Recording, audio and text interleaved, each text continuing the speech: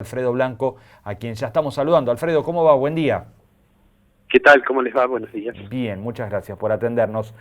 Bueno, un recambio y una asunción de la CUNSA con una cantidad de, desafíos muy gruesos, ¿no?, en la economía nacional. Sí, bueno, asume en medio de una situación en la cual, digamos, la preocupación obviamente es de muy corto plazo, que es tratar de estabilizar, por un lado, el mercado cambiario. En realidad, aunque ha habido cierta calma, como ustedes mencionaban, todavía estamos lejos de decir que ha pasado la tormenta, Claro. ¿no? Y bueno, y en medio de una tormenta, donde a veces es difícil ver cuál es el puerto finalmente de destino, lo que se impone, bueno, por un lado es mucha prudencia, pero además, bueno, habrá que ver esta semana, después que asume el ministro, cuáles son las reacciones en particular del mercado cambiario. Su desafío obviamente es estabilizar el mercado cambiario, naturalmente tratar de contribuir a morigerar el impacto que la devaluación que ya se produjo tiene sobre el nivel de precios. Algunas de las medidas que se anunciaron, como es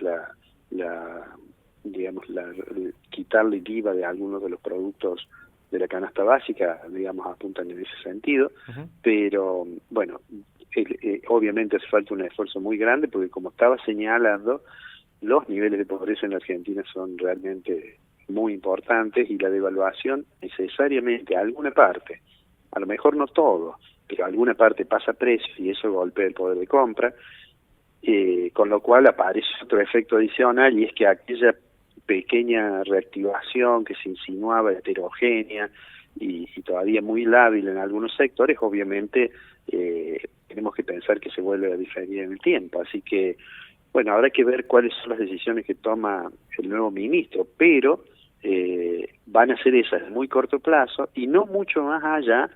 Una conversación con el Fondo Monetario que está, digamos, que tiene que venir una misión por estas semanas, a ver cómo va el cumplimiento del acuerdo con el fondo.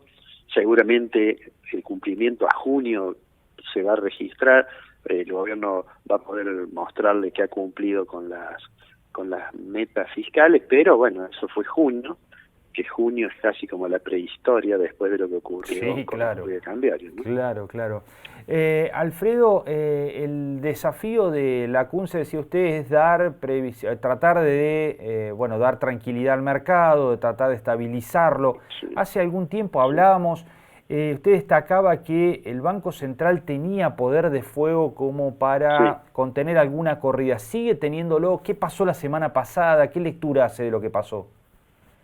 Bueno, mi impresión es que después de la elección, con el resultado de las elecciones primarias que mostraban creo yo, un resultado que no esperaba ni oficialismo ni oposición, pero lo que ocurrió en realidad el día lunes, yo ya lo he comentado esto, me dio la impresión que el Banco Central demoró en entrar, es decir, demoró en entrar al mercado cambiario, intervenir vendiendo. A mí me da la impresión, incluso yo lo dije como una especie de humorada, dije el lunes, me parece que el presidente debería decirle a la gente del Central que cuando les dijo el domingo que fueran a dormir, era para que se levantaran temprano. Claro. Porque de hecho, antes de la apertura del mercado, todos teníamos, porque hoy las comunicaciones son tan instantáneas, teníamos ya la información que se derrumbaban los bonos en los mercados externos, los bonos de la deuda argentina, y que además se caía el valor de las acciones. Entonces uno tenía que esperar que el tipo de cambio en el mercado, obviamente, el peso se iba a depreciar, y me parece que demoró el centro. Es decir, siempre yo digo, esto es fácil decirlo a la distancia, pero habría que estar allí en tomar la decisión de vender, pero me da la impresión que dejaron correr demasiado el tipo de cambio, y bueno, eso ya una vez que se dispare es un poco más complejo, ¿no? De frenar. Y correrlo eso de creo atrás que siempre es peor, digamos. Claro, es más complicado. Lo que sucede es que hay algunos colegas y funcionarios que creen, y por supuesto creen legítimamente, que la intervención digamos, es como un último recurso, que la intervención en realidad distorsiona o que el mercado va a llegar al valor que tiene que estar. A mí me parece que eso no es así y que en realidad es preferible intervenir antes de disparar una situación que además retroalimenta expectativas devaluatorias y entonces ya entran un montón de agentes que inicialmente no estaban digamos en la manada de los compradores que complican más la situación. A mí me parece que eso es lo que ocurrió y además creo que el gobierno el lunes estaba choqueado, razonablemente choqueado por el hecho de que no esperaba el resultado que finalmente se dio en la plaza. O sea que creo que eso en una economía que es muy vulnerable, en una economía en que cuando pase la inestabilidad cambiaria va a tener los mismos problemas del viernes anterior a las elecciones, pero agravados algunos de ellos, ¿no es cierto? Sí. Bueno, me parece que el desafío de la CUS es tratar de equilibrar lo mejor que pueda la nave, además en unos meses en que no hay duda que desde la superestructura política va a haber ruidos por el hecho de que vamos camino a la elección. O sea que es un tema que va a tener que, digamos, manejarlo con muy mucha prudencia y además ir abriendo, me parece a mí, una agenda en la cual en algún momento habrá que discutir con el Fondo Monetario y digo al margen de que se libere el tramo de algo más de 5.000 millones que seguramente se liberará las próximas semanas, 5.000 millones de dólares, pero ir abriendo una agenda para decir, bueno, a ver cómo rediscutimos habida cuenta de las dificultades que puede llegar a tener Argentina con su deuda hacia el año que viene, ¿no? Claro, renegociar lo que se ha firmado en su momento, digamos. Claro, que ya lo ha hecho varias veces, porque en realidad Argentina firmó un acuerdo con el fondo y cuando apenas empezó a funcionar se fue el presidente del Banco Central que lo había firmado, y vino Caputo y se fue Caputo y vino, bueno, lo cual, digamos, no le da mucha, digamos, le genera antecedentes complicados a la Argentina. Alfredo, ¿cómo se evalúa la gestión de Duhovne? Si uno mira la economía real, un desastre, los indicadores todos se empeoraron, pero desde lo fiscal, ¿hizo una contribución Duhovne? Bueno, depende que si uno tiene la visión de la visión que uno tiene de cuál es el mejor programa antiinflacionario. En realidad, Argentina termina recurriendo al fondo y abandona el programa de metas de inflación para pasar a un programa de control de la cantidad de dinero, como consecuencia de que viene fracasando con el tema de la inflación. Entonces uno dice, bueno, si en realidad uno piensa que lo central, lo que hay que mirar, la variable, digamos, que hay que monitorear es la situación fiscal, uno dice, bueno, en realidad sobrecumplió a veces la meta fiscal, no solamente la nación mejoró su perfil fiscal, sino que las provincias, a partir de las modificaciones que hubo en la relación nación-provincia, han tenido una situación de mayor salud en sus cuentas públicas, pero bueno, en realidad el desafío para cualquier ministro en la Argentina debería ser, me parece, recuperar, por un lado, una senda de crecimiento que Argentina abandonó hace 8 años más o menos, que se estancó la economía, que dejó de crear empleo privado, y además no tener una tasa de inflación escandalosa.